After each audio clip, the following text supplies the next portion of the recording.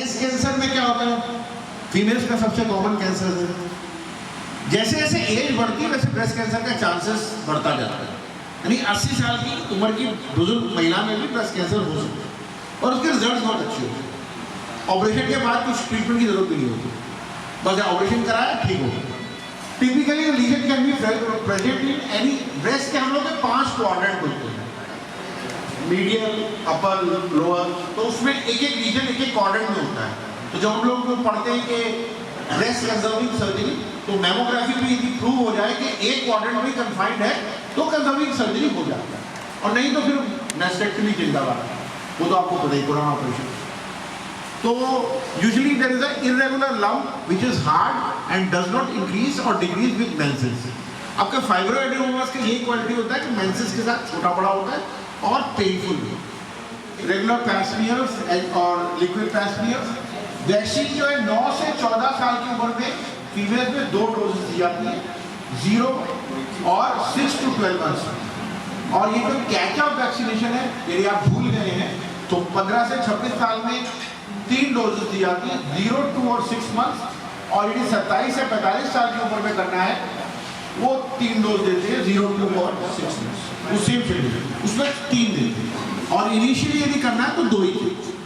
शरीर में कहीं भी गांठ हो, तिल हो, मस्सा हो जो बढ़ रहा हो, पेशाब के रास्ते खून आ रहा हो, तो हर एक बहुत सारे कॉमन है, लैट्रिन के रास्ते खून आ रहा हो, वेजाइना के रास्ते खून आ रहा हो, चेंज इन बाउल हैबिट हो, वेट लॉस हो, ब्रेथलेसनेस भी, मतलब टीबी का इलाज हो रहा है, नहीं पकड़ में आ रहा, तो वो भी कैंसर हो सकता है। ठीक है भाई, इंपॉर्टेंट बात है कि आप टीबी की गांठ और कैंसर की गांठ को कैसे फर्क करें। कैंसर यूजुअली पॉइंट टाइप के डिजीज होते हैं, पॉइंट टाइप, और कई बार वो आपको मीडियास्टल फाइंडिंग मिल सकता है उसमें, तो वो लिम्फ नोड में जल्दी स्प्रेड कर जाता है। टीबी में लिम्फ नोड में नहीं स्प्रेड करता। क्लिनिकली जो है उसमें इंपॉर्टेंट ये है कि यदि आपका cough with expectoration with bleeding है, कैंसर में अनकंट्रोल्ड कफ मिलेगा आपको, टीबी में जरूरी नहीं कि अनकंट्रोल्ड हो, और टीबी में इवनिंग राइज और टेम्परेचर होगा, कैंसर में हो सकता है ना भी हो, वेट लॉस बहुत प्रोमिनेंट होगा। तो यदि आपको एक बार टीबी का मरीज मिला है, तो यदि आप डायग्नोसिस कर रहे हो एक्सरे में, तो आप कैंसर जरूर सोच लो, कैंसर जरूर सोच लो। ये स्मोकिंग की हिस्ट्री है तो जरूर सोच लो एक बार। सीटी स्कैन तो करा ही लीजिए, पेट सीटी नहीं करा देना। अच्छा, मेल में कौन से कॉमन कैंसर होते हैं? मेल आदमी में तो 3 है, प्रोस्टेट कैंसर है, टेस्टिकुलर कैंसर है और यूरिनरी ब्लैडर कैंसर है। तो इनके सिम्टम क्या होते हैं? प्रोस्टेट कैंसर में यूजुअली कोई सिम्टम नहीं आता, एडवांस केस में भी आ जाता है तो पेशेंट कोई सिम्टम नहीं आता, पर ज़्यादातर उसके अंदर जैसे BPH होता है आपका, बिनाइन प्रोस्टेटिक हाइपरप्लेजिया होता है, जो कॉमन होता है एडल्ट्स में, तो उसके सिम्टम ही आएंगे, यूरिनेशन में अर्जेंसी होगी, फ्रीक्वेंसी होगी, और कई बार पेन होता है। अच्छा, कई बार जो है पेन बाय डिफिकेशन भी हो जाता है। अब आपको पेन बाय डिफिकेशन हो रहा है तो आप तो एनल कैनाल का कैंसर सोचोगे, रेक्टम का सोचोगे, पता ना वो प्रोस्टेट कैंसर निकलेगा। तो ये भी रीजन है, मतलब हर चीज सोचनी पड़ती है एनाटॉमी के हिसाब से। और यूरिनरी ब्लैडर में पेन होता ही नहीं है, पेनलेस ब्लीडिंग होगी और यूरिन ब्लॉक हो जाएगा कई बार, तो वो यूरिनरी ब्लैडर कैंसर होगा। और यदि टेस्टिकुलर कैंसर होगा तो पेनलेस टेस्टिकुलर लंप होगा। तो ये मेल्स के कॉमन कैंसर्स हैं, मेल्स के prostate cancer, testicular cancer, urinary bladder cancer. अब हम लोग लास्ट पार्ट पे आते हैं, ट्रीटमेंट। तो surgery, radiotherapy, chemotherapy, targeted therapy, immunotherapy, hormone therapy, ये सारे नाम आपने ऑलरेडी सुने होंगे जो नेट देखते हैं उनके लिए। अब इसमें कंफ्यूजन क्या है? ओल्डेस्ट वे ऑफ ट्रीटमेंट, सबसे पहले surgery. When surgery was discovered, it was thought to be the most logical way. भाई कैंसर है, गांठ है, निकाल दो। It was thought to be most logical way. Most of our patients, when they argue with us, they say, "Sir, you have taken out our diseased organ. Why then it's all over?" आप surgery के आगे कोई admission treatment बोल रहे हो, तो आपने disease organ निकाल दिया, अब आगे क्या? आपने कैंसर को तो उखाड़ के फेंक दिया। तो आपको समझाना पड़ता है कि खून में फैल जाता है, ये वो है, चांस है यार, वो स्टेबलाइजेशन करना होता है बॉडी का। तो रेडियोथेरेपी के लिए तो बोलते हैं स्टरलाइज करना। अब जितना आंखों से दिखेगा उतना तो निकालेंगे ना, बाकी का कैसे निकलेगा? तो रेडियोथेरेपी लगाने के लिए कन्विंस करना पड़ता है। Yes, it looks to be over, but normally we know it's not. Most but few of our patients are done with a package deal. तो जांच क्यों सर, सब कुछ निकल गया, अभी जांच ओवर द इयर्स ये कैंसर जो है ऑपरेट होने के बाद वापस आ जाए। तो जैसे ब्रेस्ट कैंसर था, तो उन्होंने कहा हम ज़्यादा से ज़्यादा निकाल देंगे, तो भी वापस आने लगा। तो फिर वो कंजर्वेटिव मेथड्स शुरू हो गए, छोटा करना। तो ये हुआ कि कैंसर लिम्फ नोड में फैलता है, तो ब्रेस्ट को लिम्फ नोड में निकाला गया। तो मॉडिफाइड रेडिकल मिस्टेक्टमी कि भाई कॉस्मेसिस थोड़ी स्पेयर करनी है, थोड़ी मसल वसल डालो, रिब्स भी दिखनी चाहिए। तो ये सर्जरी है। फिर ये करने के बाद फिर भी कैंसर आ जाएगा वापस। तो फिर कैसे हुआ? तो उन्होंने फिर उसके बाद जैसे अभी अगर दो इंडिकेशन है मॉडिफाइड रेडिकल मिस्टेक्टमी और इसकी कब करते हैं, मैं एडिशन आपको बता ही चुका हूँ कि एक क्वाड्रेंट में कन्फाइंड होगा, मैमोग्राफी में कहीं आपको नहीं मिलेगा तो कंजर्वेटिव है, नहीं तो मॉडिफाइड। तो इन्होंने लिम्फ नोड्स देखे और सर्जरी रिमूव किस लेवल तक करना है। तो उसके बाद उसी समय मैडम क्यूरी ने एक्सरेज और रेडियम डिस्कवर कर लिया था। तो वो हर चीज़ का इलाज रेडियम से कर रही थी। टीबी का भी इलाज एक जमाने में रेडियम से हुआ, एक्सरे से। एक्सरे से हाथ की हड्डियाँ दिखती थी और उससे इलाज भी होते। तो वो हर बीमारी में फिर धीरे धीरे करके ये हुआ कि रेडिएशन का यूज़ धीरे धीरे आया। उस जमाने में जो सिकाई की मशीन होती वो डीप एक्सरे यूनिट्स की होती थी। डीप एक्सरे मतलब वो एक्सरे यूनिट की केवी बढ़ा के होती, तो उससे रिएक्शंस बहुत आ जाते थे। इसलिए सिकाई जो बदनाम हो गई कि बड़े काला स्किन हो जाता है, रिएक्शन और चमड़ी जल जाती है।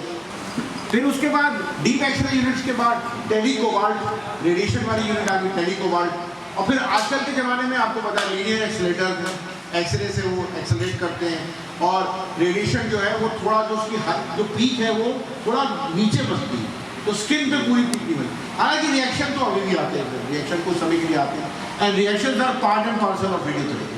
वेरी बहुत सारे कैंसर्स में एडजुवेंट कीमोथेरेपी, एडजुवेंट रेडियोथेरेपी बहुत ज़रूरी है स्टेज के हिसाब से।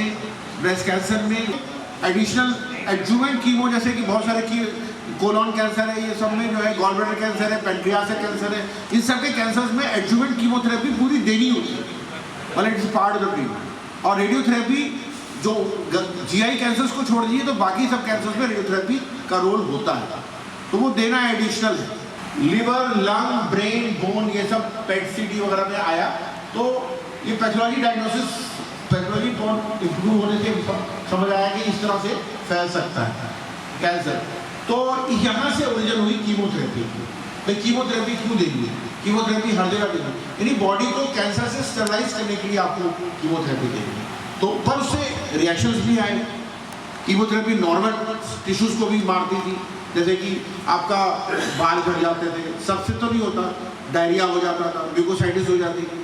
तो जहाँ जहाँ शरीर में सेल्स तेज़ी से मल्टीप्लाई करेंगे वहाँ कीमोथेरेपी के, क्योंकि ट्यूमर भी तेज़ी से मल्टीप्लाई करता है, तो सेल्स भी जहाँ बॉडी में हमारे नेल्स हैं, बाल हैं और कोलॉन है, ये हमारा लैट्रिन का जो निकलता है तो वो स्किन है, तो जहाँ जहाँ ये करेंगे वहाँ भी वो उन पर भी असर आएगा, इसलिए साइड इफेक्ट आते हैं। हालांकि कुछ कैंसर में जरूरी नहीं कि सब कीमोथेरेपी से बाल झड़ते, जरूरी नहीं है, ऐसा नहीं। गॉलब्लैडर कैंसर में यूज़ होता है, जेमसेक्टमी वगैरह, उससे बाल नहीं झड़ते। तो ये रेंज है, सबका नहीं होता। अब हमने बता दिया कि कीमोथेरेपी कैंसर फैल जाता छूने से, तो लोग इतना डर गए, जैसे अभी तक लोग डरे हुए हैं कि अपना कैंसर को टच ही नहीं कराना है। कैंसर हो गया तो टच ही नहीं कराना आप, क्यों टच कराओगे तो फैल जाएगा, अब फैल जाएगा तो कैंसर हुआ तो बंदा ही कैंसर हो जाएगा। मतलब इतना डर गए, एक जमाना ये भी था। तो we started giving oral chemotherapy and targeted therapy in all the cancer.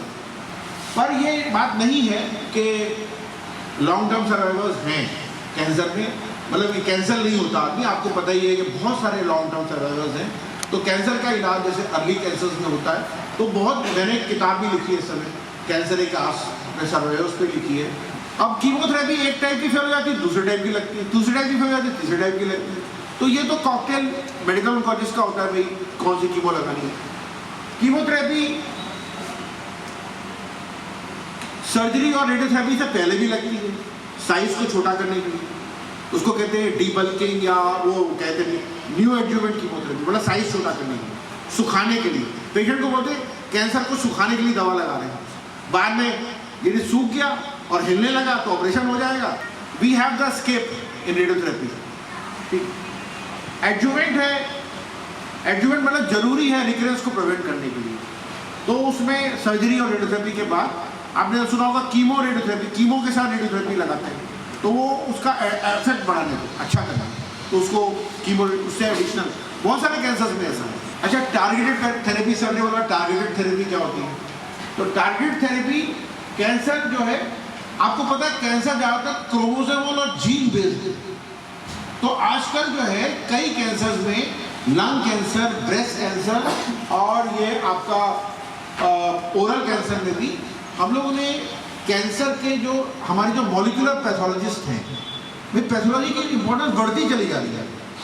तो मॉलिक्यूलर पैथोलॉजिस्ट ने ऐसी ऐसी साइट्स ढूंढ ली हैं कैंसर की, वो जिसको उसके लिए दवा भी ढूंढ ली कि जैसे टायरोसिन काइनेस इनहिबिटर्स, ये एंजाइम का इनहिबिटर, वो एंजाइम का इनहिबिटर, और इनके कोई साइड इफेक्ट भी नहीं होते इन दवाइयों के, ना बाल झड़ते, ना कोई नेल्स खराब होते, ना डायरिया होता। हालांकि दूसरे टाइप के साइड इफेक्ट्स होते हैं पर वो नहीं होते। तो ये टारगेटेड थेरेपीज सबसे ज़्यादा तो लंग कैंसर का सिनेरियो बदल गया। लंग कैंसर में तो कीमोथेरेपी अब लगती नहीं, ऑपरेशन तो यहाँ होते नहीं नॉर्थ इंडिया में, खाली आप बड़े इंस्टीट्यूट में जाएंगे वही ऑपरेशन करेंगे, इतने अर्ली कैंसर आते भी नहीं। ऑपरेशन से कैंसर का, लंग कैंसर का अच्छा इलाज है। तो ये इम्यूनोथेरेपी और ये टारगेट थेरेपी का यही मतलब है ना, जीन बेस्ड जो भी जेनेटिक लेवल पे म्यूटेशन होगा उसके लिए अलग अलग थेरेपी। जैसे आपने लंग कैंसर में सुना होगा जेफ्टिनेब, ऑसिमर्टिनेब, बहुत सारी दवाइयाँ हैं, बड़ी महंगी महंगी भी हैं, जिनका पेटेंट सारा खत्म नहीं होता और इतनी महंगी महंगी दवा खानी पड़ती है। तो ये भी होता है टारगेट थेरेपी से। तो रिजल्ट्स हैं, गड़बड़ है पर अच्छे भी हैं, पर रिएक्शन नहीं आते। अच्छा, आजकल एक नई चीज़ आ गई इम्यूनोथेरेपी। इम्यूनोथेरेपी का मतलब बॉडी की हम लोग जैसे इम्यूनिटी है उसको बढ़ाते हैं। हमारी बॉडी का जो पुलिस है वो वाइट ब्लड सेल्स है, और आर्मी जो है वो मैक्रोफेजेस है, टिश्यू मैक्रोफेजेस, डेंड्राइटिक सेल्स। तो इनको स्टिमुलेट जो करती है, इनको जो पावरफुल बनाती है इम्यूनिटी। और कैंसर हमारी जो है, आप कोई भी कैंसर का पेशेंट देखिए, आप उससे प्यार से, जैसे लेडीज़ में है, आप उनसे प्यार से कोई बात पूछिए तो वो बताएंगे कि उनकी ज़िंदगी में कोई ऐसा बड़ा दुख हुआ है, उनका बड़ा बेटा या कोई ऐसा बहुत ही प्यार करती जिस बेटे को, वो एक्सीडेंट में मर गया अचानक से, लेडी को गॉल ब्लैडर कैंसर 6 महीने में हो जाएगा, क्योंकि वो दुख जो होता है वो कारण होता है। तो यानी इम्यूनिटी की और दुख, स्ट्रेस, ये सब कैंसर के बड़े बड़े कारण। Failure of bodies immunity is cause of cancer. तो इम्यूनोथेरेपी, पर इम्यूनोथेरेपी अभी बहुत महंगी है, बहुत महंगी है। तो हमने एक तरीका निकाला है, मैं दिखा दूंगा आपको फोटो। हम लोग उसको होम्योपैथी इम्यूनोथेरेपी देते हैं, यानी मेट्रोनोमिक डोज में, लो डोज में। तो लो डोज में उसमें पैसे भी कम लगते हैं और पेशेंट को उसका बेनिफिट भी मिलता है। सर्जरी स्टेज 1 है तो सर्जरी समटाइम्स कीमोथेरेपी, लिम्फोमास वगैरह, और स्टेज 2 है तो surgery followed by adjuvant chemo and radiotherapy, और स्टेज 3 है तो कीमोथेरेपी फॉलोड बाय सर्जरी, जो मैंने बताया था न्यू एडजुवेंट, कैंसर को सुखा के, chemotherapy followed by surgery and radiotherapy. और स्टेज 4 जो कैंसर होगा उसके अंदर chemotherapy, hormone therapy, immunotherapy, palliative radiotherapy, palliative surgery और कंजर्वेटिव ट्रीटमेंट कुछ नहीं करना, और पेन रिलीफ। पेन रिलीफ के आपका एडिशनल डॉक्टर्स होते हैं, आपको पता है, एनेस्थीसिया वाले पेन रिलीफ का करते हैं और नर्व ब्लॉक्स और लगाते हैं, मॉर्फिन देते हैं, ये दवाइयाँ भी रहती हैं। जब कुछ नहीं कर सकते तो आप कम से कम मानवतावादी में उसको दर्द को तो आराम दिलाते हैं। तो conservative and supportive care is very important. आपको बड़ा ही ह्यूमैनिटेरियन रहना पड़ता है पेशेंट के साथ। ये हमारे कुछ पेशेंट्स हैं जिनका एक ये चीक का कैंसर है, बकल मुकोसा का। Disease responded well to new adjuvant chemo, मतलब इनिशियल कीमो दिया, फिर बाद में कमांडो सर्जरी करवाई, हेमियोडेक्टमी, फिर सर्जरी कंप्लीट होने के बाद कीमोरेडियोथेरेपी हुई और पेशेंट बिल्कुल फिट है, फीमेल पेशेंट है और बिल्कुल फिट है, अभी तक फिट है। ये हमारा एक और पेशेंट है नेपाली, इसको भी कैंसरस ग्रोथ में था एल्बस का, और इस सर्जरी के बाद रेडियोथेरेपी वगैरह लगने के बाद इसका भी चेहरा बिल्कुल ठीक है, थोड़ा सा गड़बड़ है और ये भी बिल्कुल ठीक है। मैं ज़्यादा स्लाइड्स लाया नहीं हूँ। अच्छा, ये आप सर कह रहे थे जो इम्यूनोथेरेपी मेट्रोनोमी, ये देखिए कितना भयंकर टाइप का ट्यूमर दिख रहा है। ये मेरे पास पेशेंट को पहले मैंने इसको रेडिएशन के लिए बोला था, सीएट टॉन्सिल का केस है, बाद में इतने बड़े लिम्फ नोड्स लेके आ गई है, ये अभी भी है, जिंदा है पेशेंट। तो इसको हम लोगों ने वीकली निवाल्यूमैब लगाया, निवाल्यूमैब इम्यूनोथेरेपी मेट्रोनोमिक डेजोज में प्लस। तो इसका ये एक्सपेरिमेंटल है ये प्लान, तो पेट सीटी कराया, रेडियोथेरेपी लगाने का प्लान था, पर वो अभी भी रेडियोथेरेपी लग नहीं पाई है इसकी। तो इतने लेवल तक कहाँ से कहाँ तक लिया है इसको हम लोग। ये एक और पेशेंट था, ऑपरेशन के बाद फेल कर गया था तुरंत ही, और स्किन नोड्यूल्स वगैरह आ गए थे, इसको भी हमने इम्यूनोथेरेपी लगाई और इनको अभी तक मेंटेन किए हुए हैं। भारती जी है, ये यंग पेशेंट है, पर ये डेडिकेशन होता है लोगों का, वो लगवाते रहते हैं। और जहाँ तक थैंक्स टू सीएम फंड आ जाता है तो अपना पैसा लगाते रहते हैं। Useful tips to keep you healthy: drink water, of course you are made of water, so हमारा वाटर ज़्यादा पीजिए। एक्सरसाइज करिए, एक्सरसाइज का ये है कि हफ्ते में 2 दिन भी कर लीजिए तो बहुत अच्छा है।